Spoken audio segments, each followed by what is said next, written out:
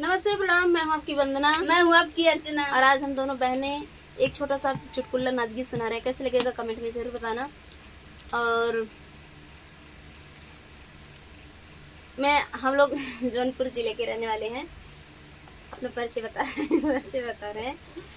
दरवाजा खुला छोड़िया है नींद के मारे, दरवाजा खुला छोड़िया है नींद के मारे, दरवाजा खुला छोड़िया है नींद के मारे।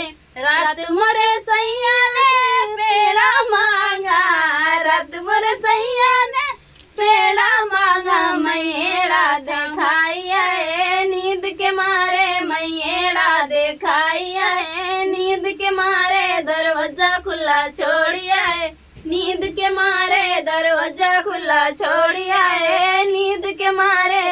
रात मोरे सैया ने पानी मांगा, रात मोरे सैया ने पानी मांगा, मैं कुआं ढके लिया है नींद के मारे, मैं कुआं ढके लिया है नींद के मारे, दरवाजा खुला छोड़िया है नींद के मारे, दरवाजा खुला छोड़िया है नींद के मारे। रात मोरे सैया ने डंडा मांगा, रात मोरे सैया ने डंडा मांगा, मैं अंडा थमाया है नींद के मारे, मैं अंडा थमाया है नींद के मारे, दरवाजा खुला छोड़िया है नींद के मारे, दरवाजा खुला छोड़िया है नींद के मारे।